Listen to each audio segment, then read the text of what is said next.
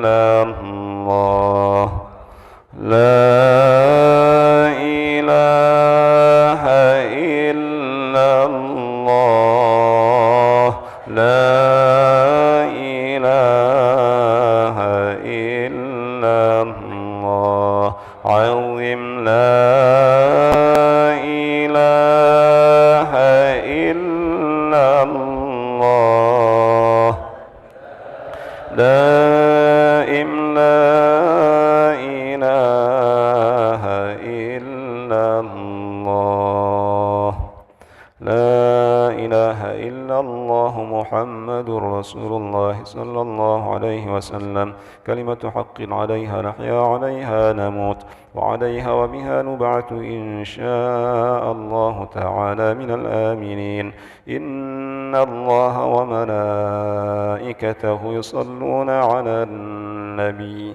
يا أيها الذين آمنوا صلوا عليه وسلموا تسليما اللهم صل وسلم على رسول الله. أعوذ بالله من الشيطان الرجيم بسم الله الرحمن الرحيم الحمد لله رب العالمين والعاقبة للمتقين ولا عدوان إلا على الظالمين اللهم لك الحمد وإليك المشتكى وأنت المستعان ولا حول ولا قوة إلا بالله العلي العظيم والصلاة والسلام على أشرف الأنبياء والمرسلين سيدنا محمد وعلى آله وصحبه أجمعين اللهم صل وسلم على سيدنا محمد الفاتح لما أغلق والخاتم لما سبق ناصر الحق بالحق والهادي إلى صراطك المستقيم وعلى آله وصحبه حق قدره ومقداره العظيم اللهم اغفر لنا ذنوبنا ولوالدينا وارحمهم كما ربونا صغارا ولجميع المؤمنين والمؤمنات والمسلمين والمسلمات الأحياء منهم والأموات برحمتك يا أرحم الراحمين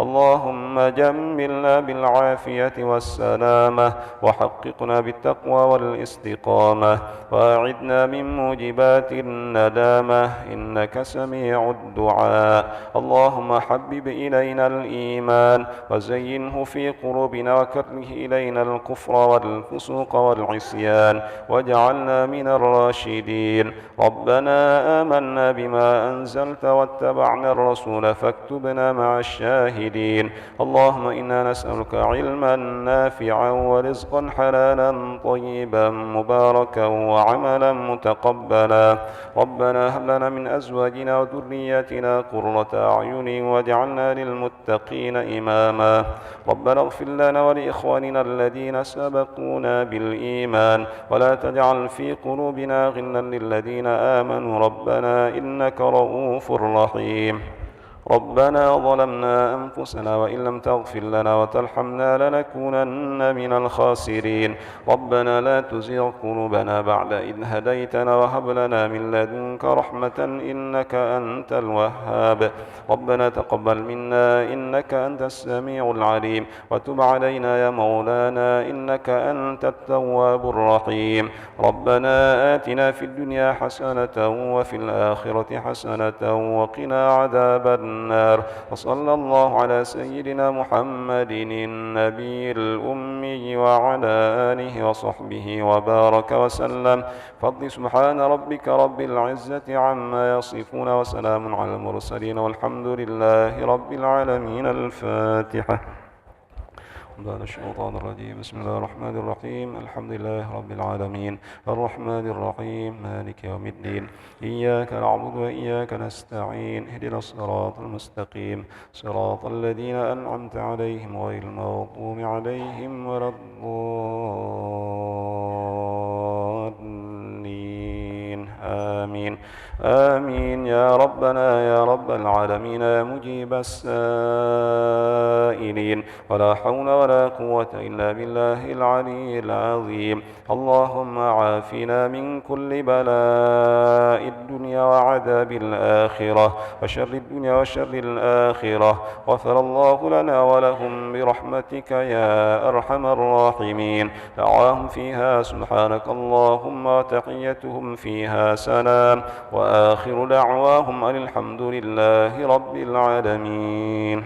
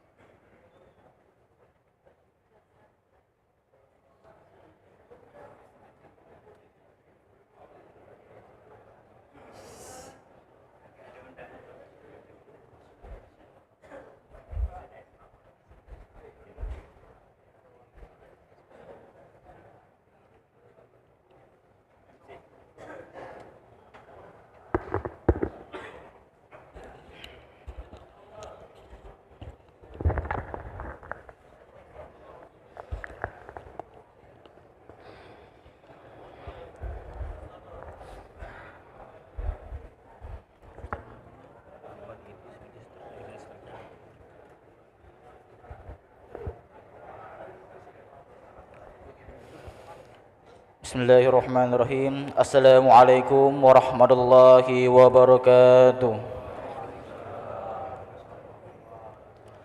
Alhamdulillahirabbil alamin. Assalatu wassalamu ala asrofil anbiya'i wal mursalin sayyidina wa maulana Muhammadin wa ala alihi wa sahbihi ajmain, amma ba'du. Pertama-tama mari kita panjatkan puja dan puji syukur kita atas kehadirat Allah Subhanahu wa taala karena rahmat dan nikmatnya kita dapat berkumpul di sini dalam melaksanakan salat subuh berjamaah. Salawat serta salam semoga selalu tercurahkan pada junjungan kita, suri tauladan kita Nabi Muhammad sallallahu alaihi wasallam beserta keluarga, kerabat dan para pengikutnya yang insyaallah istiqomah hingga akhir zaman. Alhamdulillah, hari ini Ahad 24 September 2023 bertepatan dengan 8 Rabiul Awal 1445 Hijriah. Telah hadir bersama kita Al-Mukarram Al-Ustaz Topan Idris, Magister Pendidikan Islam, akan menyampaikan tausiah agama bertemakan tanda hati yang mati. Sebelum itu, mari kita membacakan suratul Fatihah. Al-Fatihah laha ziniyah wa kunatis solihat wa la hadratin Sayyidina Mustafa Rasulullah sallallahu alaihi wasallam kiramil Fatihah.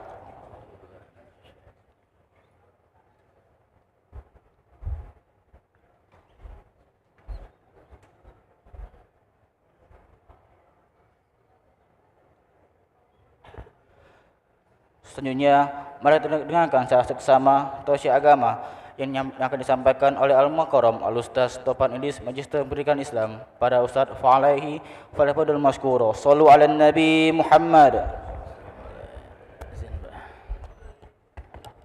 Bismillahirrahmanirrahim. Assalamualaikum warahmatullahi wabarakatuh.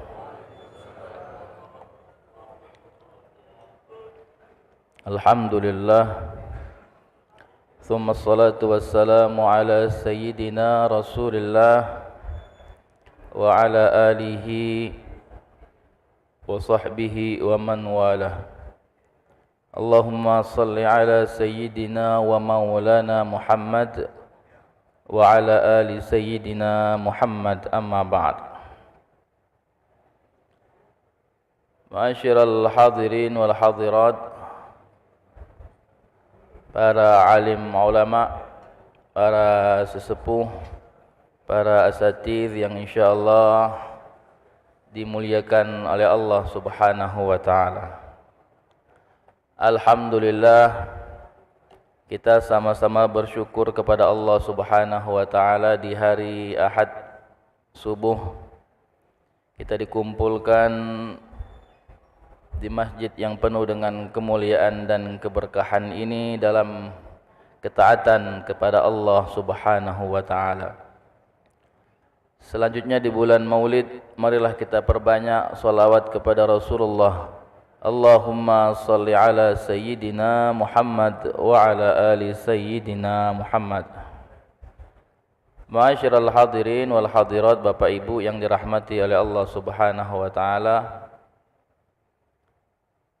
Alhamdulillah, kami diberikan amanah untuk memberikan tausiah singkat pada hari Ahad ini yang bertemakan tanda hati yang mati.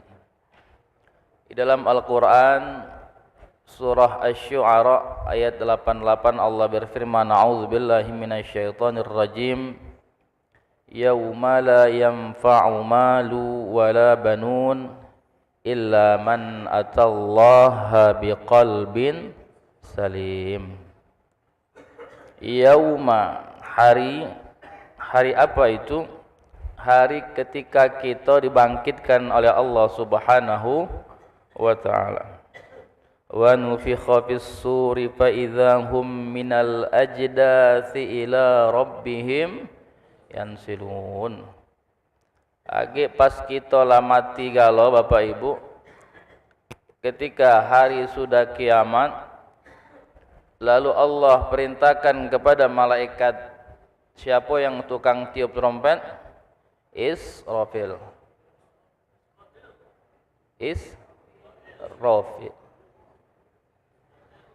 Untuk meniupkan sangkakala.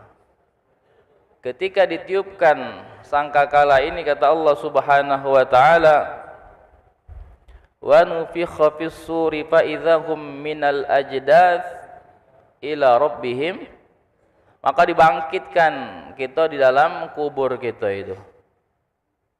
Ternyata Bapak Ibu, kita yang di dunia ini dengan kebanggaan banyak harta, berduit, jabatan hebat, punya anak yang hebat, setelah sekian lama kita mati, sampai masa penantian hari kiamat, sampai dibangkitkan lagi, yauma la yanfa'u malu wala banun. Ketika kita bangun dari kuburan kita itu, kita masih ingat, masih merasa bangga, oh ya aku ini wong kaya, aku ini punya jabatan Pak RT, Pak RW, pasti hebat aku ini. Itulah sifat manusia. Jadi Allah katakan la yanfa' malu wala banun, tidak ada guna harta dan anak gitu. Kalau di dunia Pak ada harta itu memang kata wong tuh duit bukan segala-galanya. Cuman kalau ada duit insya Allah bisa galau-galau. Betul tak Pak? Ya, nak sedekah kan pakai duit, nak haji umroh pakai duit, ya. Lebih lemah hidup itu. Tapi di sisi Allah Subhanahu wa taala, ketika kita kembali kepada Allah, tidak berguna. Setinggi apapun jabatan kita, sebanyak apapun harta kita, sehebat apapun anak-anak kita yang kita banggakan, la yanfa', tidak kata manfaat, tidak bisa memberikan manfaat, illa man atallaha biqalbin, kecuali wong yang menghadap Allah dengan hati yang bersih. Hati yang bersih ini susah, Mak.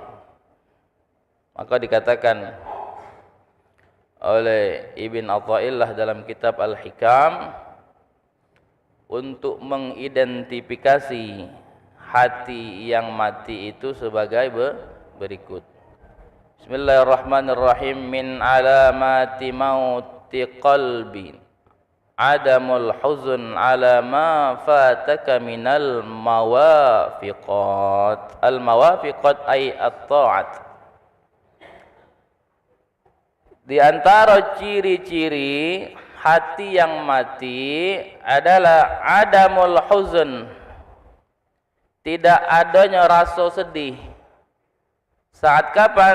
Alama fataka minal muwafiqat, saat kita meninggalkan perintah, meninggalkan ketaatan-ketaatan kepada Allah Subhanahu wa taala. Itu jadi Bapak, Ibu, untuk mengetahui sebagaimana hati kita. Kalau dalam keadaan ketaatan kita lalai, kita tinggalkan biasa-biasa baik tanpa ada rasa kesedihan, berarti hatinya sudah mati. Salat subuh berjamaah karena semalam mungkin begadang, ada gawean, atau nonton bola dan lain sebagainya, atau ada acara pagi ini sedekahan, lalu lewat subuh. Subuh itu adalah kewajiban. Terbangun jam 7, bangun-bangun biasa baik dia Pak, santai, cak-cak tak tahu kalau bahasa Palembang. Bangun, jengok HP, langsung duduk ngopi, ngerokok pula. Pas pus duduk depan rumah dah, ambil jengok iwang lewat, atau nongkrong keluar nyari nasi gemuk, nasi lontong. Padahal subuh lewat. Tidak ada penyesalan ketika satu perintah ia lalaikan, maka itu tanda hati seseorang itu sudah mati. Wa tarkun nadami ala ma fa'altahu min wujudiz zallat, dan tidak nyesal kalau dia melakukan kemaksiatan.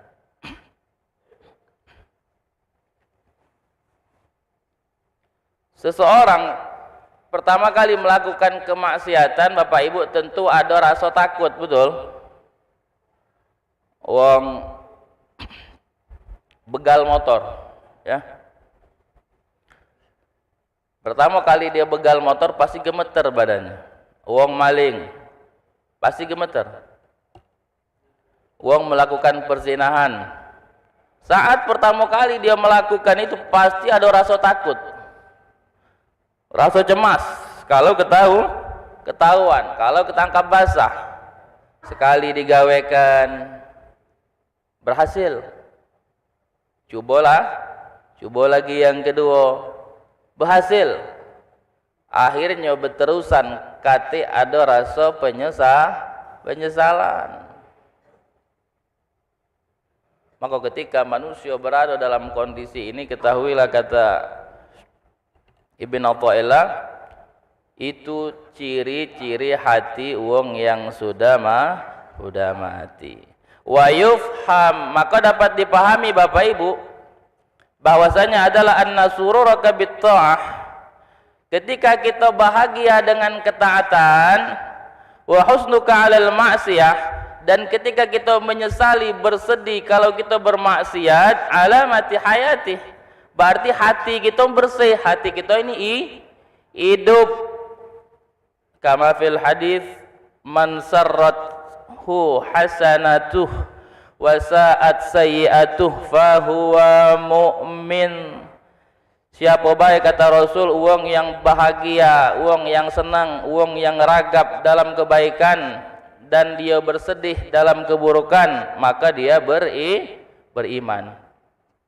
Kunci untuk kita bahagia di akhirat, kembali kepada Allah, adalah hidupkan hati.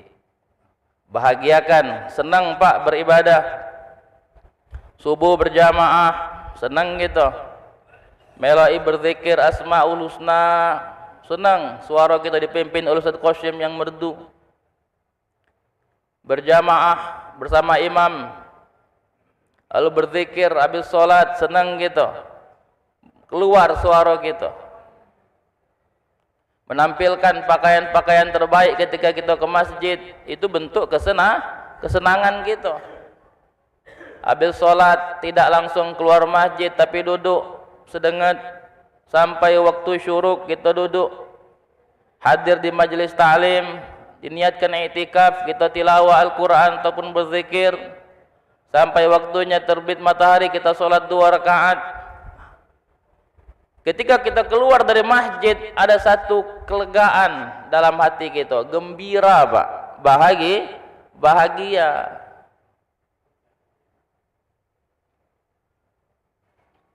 Maka dia beriman, kata Rasulullah SAW. Man sarrat hasanatuh, maka tunjukkan ketaatan-ketaatan kita itu dengan senang, dengan semangat, dengan bahagia. Kalau Jumat datang duluan, hadir di shop paling terdepan. Kata Nabi, pahalanya wong yang datang gelombang pertama itu seperti pahala sapi, unta. Lalu gelombang yang kedua seperti pahala dapat sapi. Gelombang ketiga seperti dapat kambing. Gelombang keempat seperti dapat, gelombang terakhir seperti dapat telok. Kata mamang itu, Aitat, tidak apa-apa, aku udah makan daging lagi, kolesterol, telok be jadilah, katanya. Duduk terdepan Pak. Sebagaimana uang kalau jamaah haji dan umroh itu, kita lebih pesan sama jamaah, Bapak Ibu, ya Pak Jan ya, ada Pak Jan, tolong jangan terlalu diporsir tenaganya itu. Subuh lah, misalkan subuh di Nabawi itu jam 5, kita datang jam 4, jam 2 jamaah sudah datang Pak. Ketika kita ajak kumpul di bawah di lobi hotel jam 4, kemana jamaah ini? Hilang ngalo. Tahu-tahu lah nge-share di grup lah di depan mimbar Nabi, lah di bucu sana, lah di bucu sini, habis tahajud, habis ngaji, habis sholat hajat, habis sholat taubat, Masya Allah, karena senang. Izin Pak Haji, anak ngomong sama ini, mungkin banyak belum kenal sama anak yang punya babatur Pak. Jadi kalau Bapak pernah lihat share-share babatur itu, saya yang punya itu, ya. Jadi ada kebahagiaan. Tapi apakah kesenangan kita beribadah ini ditentukan oleh keadaan baik? Di sisi lain betul. Kalau bulan muda, Pak, maaf, senang nian gitu ke masjid, betul tak? Kalau lagi banyak duit ya, rasanya nikmat nih, nikmat nian. Tapi kalau lagi banyak utang, buntu, khusyuk dah solat kita kira-kira. Terpikir terus, Pak. Mano itu ya? Tunggaan sini, tunggaan sano. HP badering terus, wong nagih utang terus. Wal iyadzubillah. Wa sa'at sayyi'atuh, dan ketika kita berbuat kesalahan, kemaksiatan, maka kita harus taubat. Taubat. Tidak ada wong yang sempurna. Tidak ada manusia yang tiada dosa. Bahwa Rasul sallallahu alaihi wasallam yang sudah diberi gelar maksum saja, wallahi inni la astaghfirullah wa atubu ilaih fil yaum aktsara min 70 marrah. Demi Allah, kata Rasul sallallahu alaihi wasallam, inni la astaghfirullah, sesungguhnya aku Muhammad beristighfar, memohon ampun kepada Allah dalam sehari semalam aktsara min 70 marrah, sebanyak 70 kali bahkan lebih.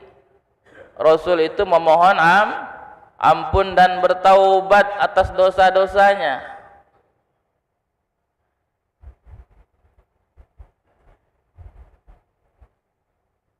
Bermaksiat, taubat, kembali kepada Allah. Lalai kita, ingat kepada Allah. Melakukan dosa-dosa kecil kita, ingat kembali kepada tubu ilallahi taubatan nasuha. Kembalilah kepada Allah dengan taubat yang sesungguh-sungguhnya. Yang pertama apa? An-nadam ala fi'liha, nyesal telah melakukan kemaksiatan. Maka kalau ada di antara kita terjerumus ke dalam kemaksiatan, sengaja tak sengaja, kecil ataupun besar, terang-terangan ataupun tersembunyi, lalu kita nyesal terhadap kemaksiatan itu, berarti hatinya masih hidup.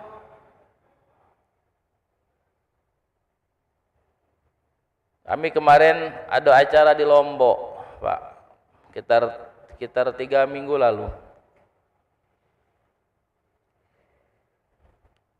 Jadi di akhir acara itu panitia ngajak nyebrang ke pulau-pulau gili-gili itu nah. Kita tidak tahu abdio kan, kiroi pantai apa lah ya. Asa berlabuh di pulau itu, wal iyadzubillah. Ya, nak balik lagi kapal dah kate, nak nyebrang jauh terpaksa duduk di sana, Pak. Jingok kiri kanan, iwa asin berjemur galau. Nah, ketika kita datang, ini kan tidak sengaja sebenarnya, bukan disengaja. Itu adalah bentuk kemaksiatan pasti. Dalam hatian, ya Allah, bahagian yang di Palembang nih katik pantai ya. Kalau bangsa depan Masjid Agung ini ada pantai, na'udzubillah, depan masjid kulukil ya Pak, bule-bule itu. Anak sarankan kalau ke Lombok janganlah Pak ya, ke pulau-pulau gili-gili itu, bahaya. Apalagi yang sudah sepuh-sepuh ini ya.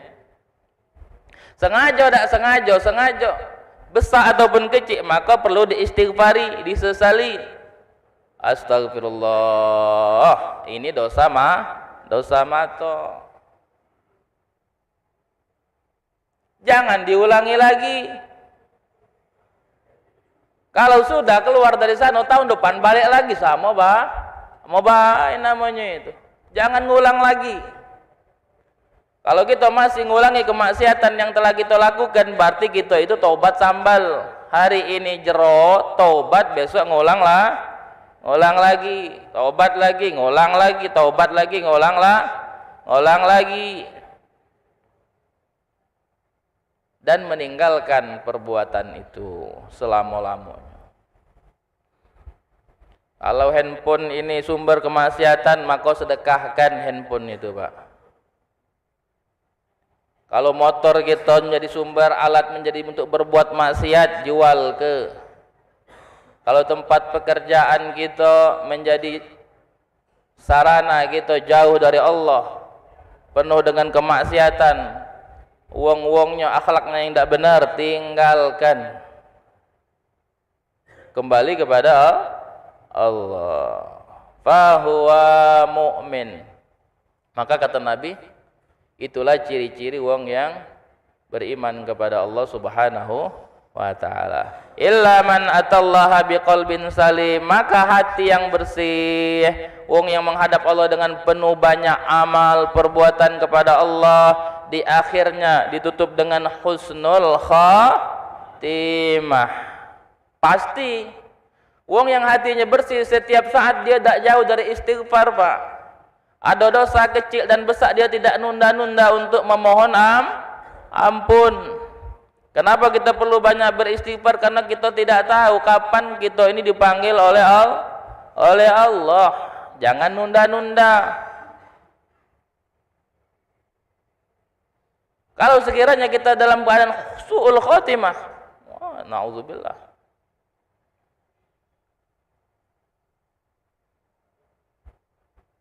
Maka siapapun kita, apapun profesi kita, ma'asyiral hadirin wal hadirat, modal kita kembali kepada Allah adalah dengan cara hati yang bersih.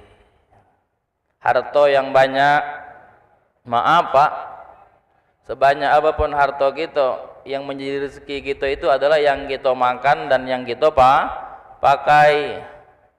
Rumah ada 5, yang dipakai cuma sikok. Mobil ada 3, yang dipakai cuma 1. Tak pacak 3-3 dibawa kalau ke masjid, kira-kira betul tak? Yang lain ketika kita meninggal menjadi ahli waris, yang punyanya, yang miliknya. Syukur-syukur anak keturunan kita ini bisa, ini harta abah banyak, dikumpulkan, dibangunkan pesantren, dibangunkan masjid, diwakafkan untuk kemaslahatan umat. Ini terus mengalir. Kalau tidak, la yanfa, tidak ada guna harta, Pak. Maka harta yang berguna di akhirat itu adalah harta yang kita infakkan di jalan Allah. Maka wajar ketika wong yang sudah meninggal dunia, dia berkata kepada Allah apa? Laula akhartani ila ajalin qarib fa as-saddaqah. Ya Rabb, wahai Tuhanku, kalau engkau tunda ajal yang sebentar lagi datang kepadaku ini, maka minta tunda dia. Walaupun sesaat, Pak. Ketika malaikat Israel pencabut nyawa datang kepada seorang hamba Allah, maka tampak sudah bayangan-bayangan apa yang dia hadapi di akhirat lagi, Pak. Ternyata harta yang dia kumpulkan itu akan sangat berguna kalau dia sedekahkan. Maka janjinya, ya Rabb, Rabbi, laula akhartani, tunda ajal ini, fa as-saddaqah, maka aku akan bersedekah. Jangan pelit-pelit. Sekarang lah canggih sedekah itu, pakai barcode apa? Scan ya. Cuman kalau kurang dari 1 juta, itu tahun depan kalau masuknya itu harus banyak-banyak, Pak. Kalau calengan kan tidak muat, kalau amplopnya tebal, sedekah infak itu. Nah, kalau barcode langsung, teng dia. Ada Masjid Agung ya, alhamdulillah. wa akum minas salihin. Wala banun, anak keturunan tak berguna yang kita bangga-banggakan. Maaf sekali, kita senantiasa membanggakan anak-anak kita yang sukses di dunia, tapi kita lupa apa manfaatnya untuk kita di akhirat. Ketika Allah mengatakan tidak bermanfaat harta, tidak bermanfaat anak keturunan, kecuali anak-anak yang memang benar kita didik, kita jadikan ahlul Quran, penghafal Al-Quran dia, mendalami Al-Quran dia. Maka ketika seorang sahabat bertanya kepada Rasulullah, ya Rasulullah, ayyun nasi khairun? Ayyun nasi khairun? Ya Rasul, manusia apa yang paling baik? Faqala aqra'uhum. Kata Nabi, manusia yang paling baik adalah orang yang paling paham dengan kitab Allah, wong yang paling bagus bacaan Al-Qur'annya, wong yang paling banyak hafalan Al-Qur'annya, wong yang paling maksimal dalam menerapkan ajaran Al-Qur'an di kesehariannya. Maka itulah wong yang terbaik. Nak muda, nak tua dia, nak laki-laki ataupun perempuan, kalau dia mendalami Al-Qur'an sampai dia menjadi seorang yang hafiz Al-Quran, diamalkan isi-isi ajaran Al-Quran itu dalam kesehariannya, dialah manusia terbaik.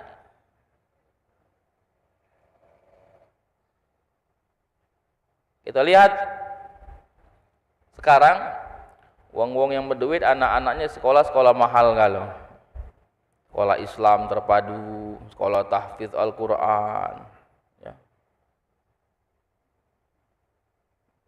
Karena dia yakin bahwa harta dia tidak berguna ketika dia investasikan anaknya di pendidikan Islam, kelak anak inilah yang akan menjadi penolong dia di akhirat nanti. Mudah-mudahan Bapak Ibu semua kita yang hadir di sini senantiasa membersihkan hati kita, ya. Kalau kita lalai dengan ketaatan, maka semoga hati kita bersedih. Yang biasa hadir di majelis ini terus insya Allah diberikan istiqomah. Sekali dia tidak hadir, nyesel, sedih dia. Siapapun kita pasti pernah berbuat salah, berbuat maksiat, tapi semoga Allah menanamkan dalam hati kita sifat rasa menyesali kemaksiatan sehingga kita cepat-cepat bertaubat. Yang punya harta, semoga hartanya sebanyak-banyaknya diinfakkan di jalan Allah. Yang punya anak, semoga kita dijadikan oleh Allah menjadi wong tua yang bisa mendidik anak sehingga anak itu bukan menjadi pemberat kita, tapi kelak akan menjadi penolong kita di akhirat. Jannatu adn yadkhulunaha wa man salaha min abaihim wa azwajihim wa dzurriyyatihim. Al-Quran mengajarkan kita untuk masuk surga itu berjamaah, bukan dewek. Syaratnya apa? Iyalah wong yang soleh, bapaknya soleh, wa azwajihim, istrinya soleh, wa dzurriyyatihim, anak keturunannya pun soleh. Ketika mereka berkumpul, para malaikat datang. Wal malaikatu yadkhuluna alaihim min kulli bab.